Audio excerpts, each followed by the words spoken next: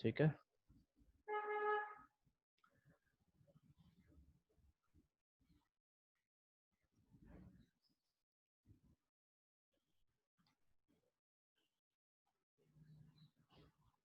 दिख रहा है स्क्रीन सबको?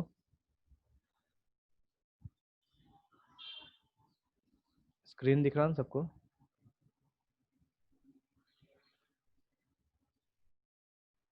ठीक है।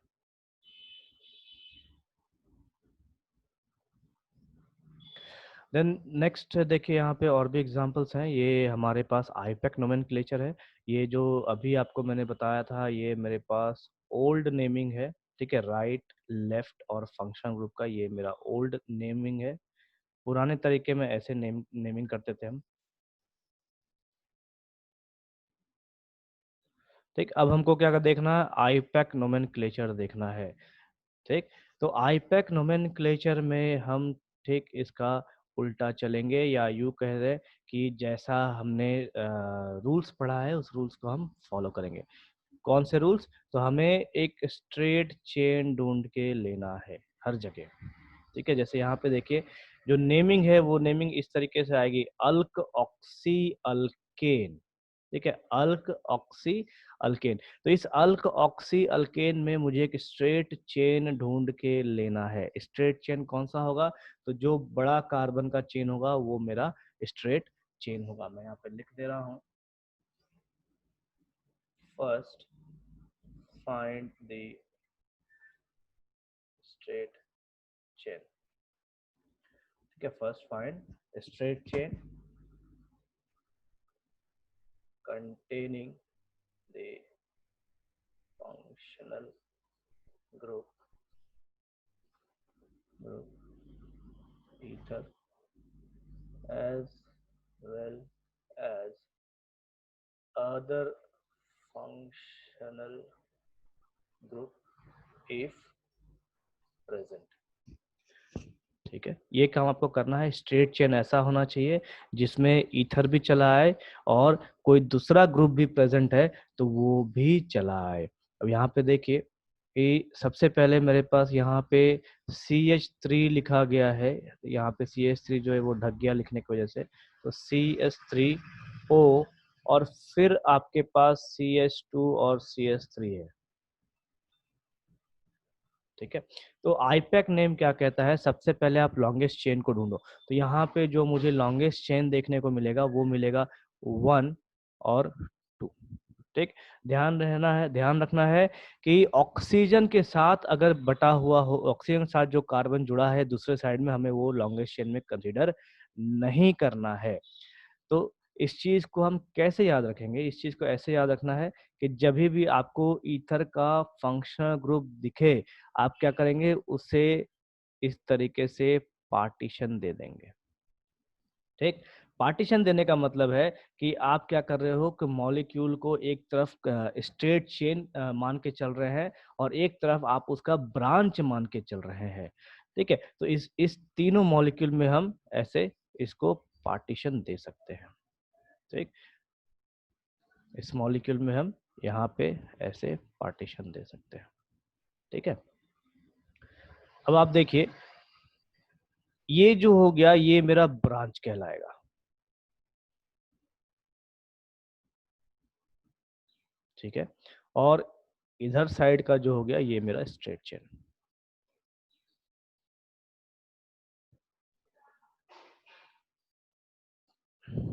ठीक है, उसी तरीके से ये जो होगा ये मेरा स्ट्रेट चेन होगा। स्ट्रेट चेन में मैक्सिमम फंक्शनल ग्रुप आ जाने चाहिए और मैक्सिमम नंबर ऑफ कार्बन्स आ जाने चाहिए।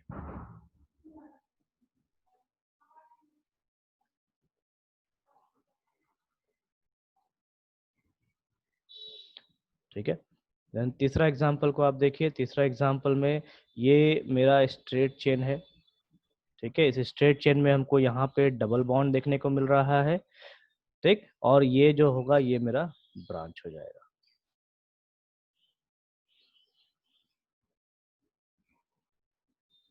ठीक है, अब हमको क्या करना है? जो रूल्स हमने पहले पढ़ा है उस रूल को लेके चलना है। मतलब सबसे पहले ब्रांच लिखाएंगे। ठीक, सबसे पहले ब्रांच आएगा, फिर फंक्शनल ग्रुप आएगा, और फिर मेरा कार्बन का वो चेन आएगा। ठीक है, ध्यान से सुनिए, सबसे पहले ब्रांच, फिर फंक्शनल ग्रुप, और फिर मेरा वो जो टोटल स्ट्रेट चेन है, उस स्ट्रेट चेन के लिए मेरे पास अल्केन, अल्किन और अल्काइन का वर्ड आएगा, जिसे वर्ड रूट कहा जाता है। ठीक है, तो इस जगह पे आप देखो जो नेमिंग की गई है, मैं इसे मिटा दे रहा हूँ ताकि आपको देखो, यहाँ तक किसी को डाउट है, ताकि मैं मिटा सकूं। देखो यहाँ तक किसी को डाउट है तो पूछ लीजिए। स्ट्रेट चेन और ब्रांच ढूंढने में किसी को डाउट है?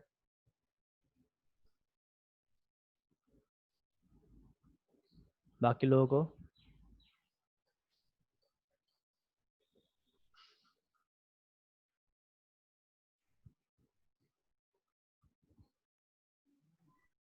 ठीक है, ठीक है, तो मैं इसे हटा देता हूँ। अभी आप देखिए, सबसे पहले हमारा ब्रांच आया, तो इस जगह पे ये मेरा ब्रांच है। ठीक है, मैं ब्रांच को बी से डिनोट कर रहा हूँ और स्ट्रेट चेन को एस से। ठीक है, ध्यान से सुनिए, ब्रांच को बी, स्ट्रेट चेन को एस। तो सबसे पहले मिथ शब्द का प्रयोग आ गया। ठीक है, मिथ शब्द का प्रयोग आ गया, उसके बाद ऑक्सी वर्ड आ गया, और फिर मेरे पास इथेन शब्द आ गया। तो ब्रांच, फंक्शनल ग्रुप और स्ट्रेट चेन। उसके बाद यहाँ पे देखिए, जो नंबरिंग हम जनरली करते हैं, नंबरिंग में फंक्शनल ग्रुप को सबसे लोवेस्ट नंबर मिलना चाहिए। ठीक है, फंक्शनल ग्रुप को सबसे लोवेस्ट नंबर, और उसके बाद ब्रांचिंग होनी चाहिए। तो जो नंबरिंग है, ये इस तरीके से इधर को गई है। ठीक है, तो two meth oxy, second carbon पे मेरा ऑक्सीजन है और मिथाइल ग्रुप भी है। ठीक, इस चीज को हम ऐसे लिखते हैं, two meth oxy, second carbon पे मेरा ब्रांचिंग लगा हुआ है। ध्यान से सुनिए, सेकेंड कार्बन पे ब्रांचिंग है और ऑक्सीजन ग्रुप भी वही है, तो टू मिथ ऑक्सी, और 4 कार्बन के लिए ब्यूटेन चला आया। उसी तरीके से यहाँ पे देखिए, जो चेन है वो ऐसा बनाया गया है। ठीक, ठीक है, ध्यान से देखिए, चेन ऐसा बना गया है, 1 1 2 और 3। ठीक है, इस चीज को आप चाहे तो चेन को आप नीचे से ऊपर भी ले सकते हैं। मैं देखो यहाँ से एरो दे दे रहा हूँ आपको, इस चेन को हम ऐसे भी ले सकते हैं, हमको नंबरिंग वही मिलेगा। ठीक है, अगर मैं इसे 1 कर दूं, इसे 2 कर दूं और इसे 3 कर दूं, तो नंबरिंग हमें वही मिलने वाला है, कोई फर्क नहीं पड़ता। ठीक, देन सेकेंड कार्बन पे मेरे पास यहाँ पे इथाइल का ग्रुप है, तो 2 8, उसके बाद फंक्शनल ग्रुप, ऑक्सी ग्रुप, और फिर मेरे पास आ गया प्रोपीन। ठीक है, प्रोपीन। यहाँ पे देखो, इसको आप थोड़ा और चेंज कर सकते हैं। थोड़ा और चेंज कैसे कर सकते हैं? तो जो प्रोपीन का जो शब्द है, इस प्रोपीन को हम ऐसे लिख सकते हैं, 2 इथॉक्सी के बाद हम लिख सकते हैं डैश देके 2 प्रोपीन। ठीक है, हम ये भी लिख सकते हैं, कोई फर्क नहीं पड़ता। ठीक, हम यहाँ पे कर क्या रहे हैं, तो सॉरी, 2 प्रोपीन नहीं, एक मिनट,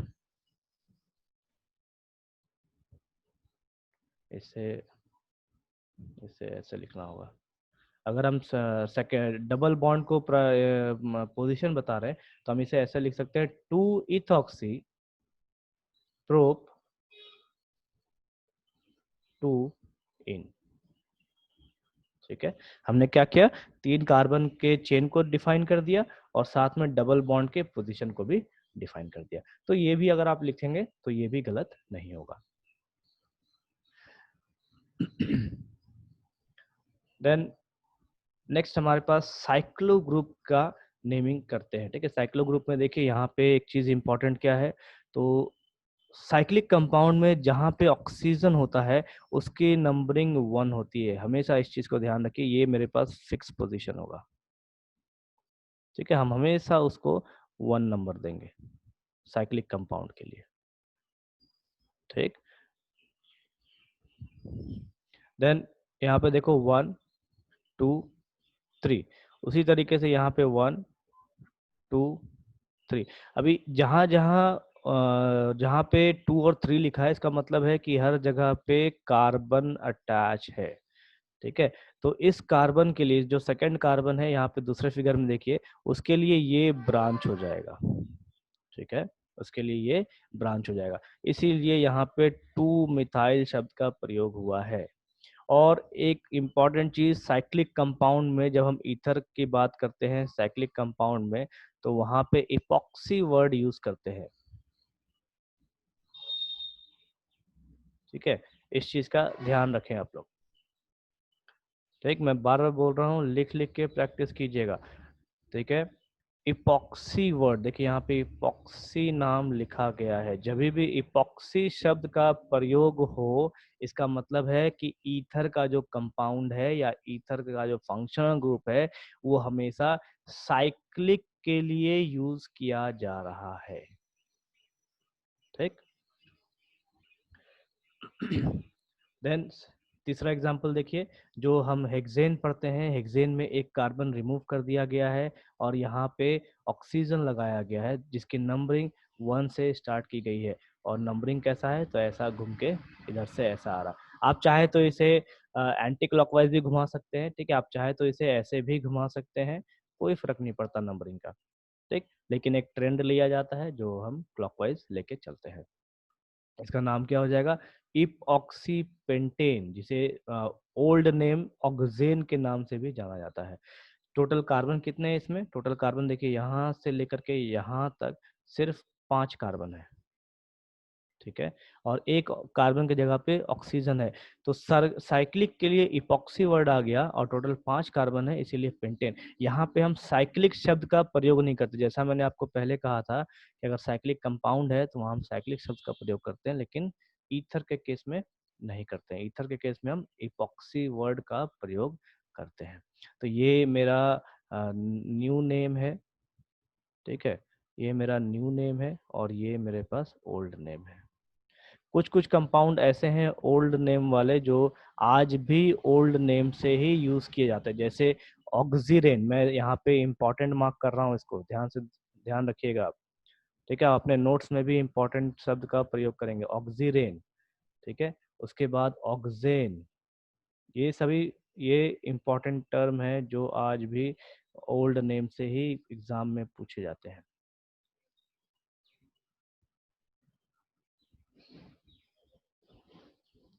देन नेक्स्ट है हमारे पास ईस्टर ग्रुप। ठीक, तो ये भी कार्बोनाइल कंपाउंड का ही ग्रुप है। कार्बोनाइल कंपाउंड मैंने आपको क्या कहा था कि सी डबल बॉन्ड ओ वाले ग्रुप को हम कार्बोनाइल कंपाउंड कहते हैं। तो यहाँ पे जो ये ग्रुप है वो यहाँ से लेकर के यहाँ तक का ये ग्रुप कहलाता है, जिसे हम ईस्टर कहते हैं, सी डबल ओ, इसे हम ईस्टर कहते हैं। ठीक है, इस फंक्शन ग्रुप को ऐसे डिनोट किया जाता है।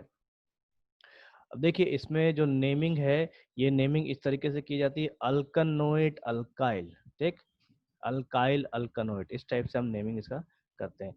ओएट ग्रुप हम कार्बोक्सिलिक एसिड में क्या यूज करते थे, ओइक। कार्बोक्सिलिक के लिए हम ओइक शब्द का प्रयोग करते थे। ठीक है, ओइक किसके लिए यूज करते थे, सी डबल ओ एच। तो ये जो ओइक है ये बदल जाएगा किसमें, ओइट में, ओ ए टी ई, ओएट। और किसके लिए जाएगा, तो ये जाएगा ईस्टर ग्रुप के लिए।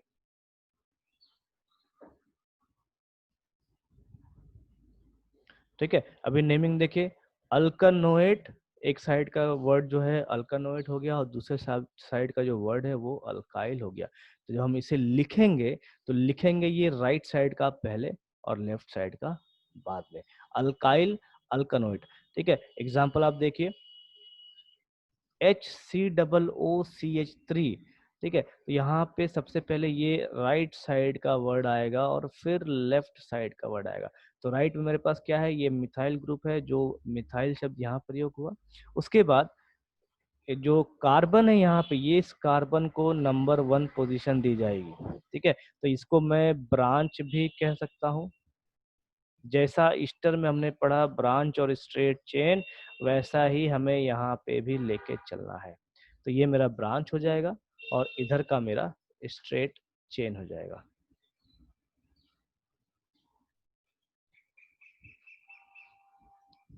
ठीक है, तो नंबरिंग इस जगह पे फंक्शनल ग्रुप में कार्बन है तो इसे 1 देंगे।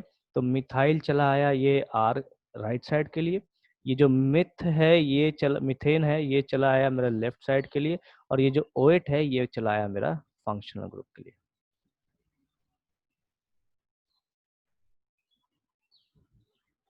ठीक है, इस तरीके से हम इसे लिखते हैं। देन सेकंड एग्जांपल देखिए, सेकंड एग्जांपल में भी हमें वही चीज़ फॉलो करना है। ये मेरा आर हो जाएगा, जिसे ब्रांच शब्द भी ब्रांच शब्द कहेंगे। उसके बाद इधर देखिए कार्बन नंबर 1, कार्बन नंबर 2, तो दो के लिए इथाइल शब्द का प्रयोग होता है। तो सबसे पहले यहाँ ब्रांच लिखा गया, जिसे मैं बी लिख रहा हूँ। उसके बाद इथेन शब्द आया, जिसे मैं एल शब्द से प्रयोग कर रहा हूँ। ठीक है, उसके बाद ओएट आया, तो ये मेरा फंक्शन ग्रुप।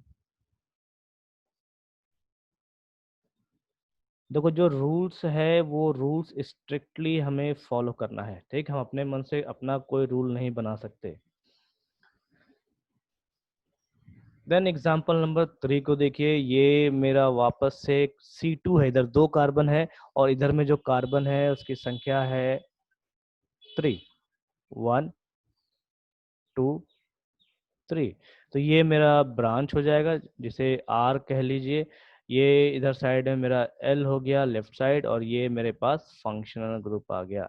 तो यहाँ से लेकर के यहाँ तक देखिए R का R है इथाइल ग्रुप, उसके बाद है प्रोपेन लेफ्ट साइड का, और उसके बाद है O8 फंक्शनल ग्रुप। ठीक है, तो राइट लेफ्ट और फंक्शनल ग्रुप, राइट लेफ्ट और functional group.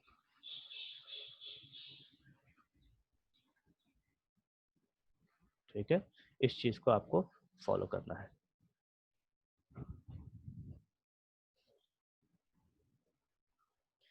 Then next example देखिए, यहाँ पे वापस से इस नेक्स्ट एग्जांपल में आपको एक डबल बॉन्ड को दिया गया है। ठीक है, इस डबल बॉन्ड को आप देखो, ये मैंने आपको क्या कहा था कि जब भी फंक्शनल ग्रुप में कार्बन इन्वॉल्व होगा तो उस कार्बन से नंबरिंग की जाएगी। तो यहाँ पे जो फंक्शनल ग्रुप है मेरे पास, इसमें कार्बन है, इसकी नंबरिंग यहाँ से स्टार्ट हुई है।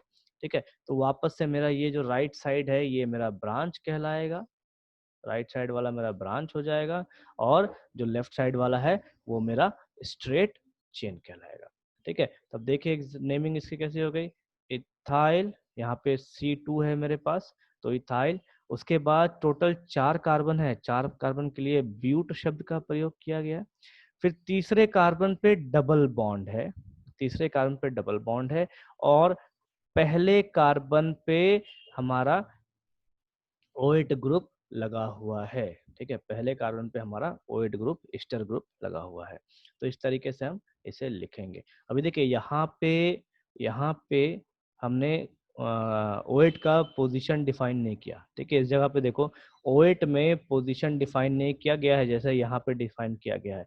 तो रीजन ये है कि इस ग्रुप में कोई भी इस एग्जांपल में कोई भी अदर फंक्शन ग्रुप नहीं एडेड है, लेकिन यहाँ पे एक एक्स्ट्रा फंक्शनल ग्रुप ऐड किया गया है, दैट इज डबल बॉन्ड। इस वजह से हमने डबल बॉन्ड का पोजीशन बताया, और जो हमारा ईस्टर ग्रुप है उसका हमने पोजीशन बताया है।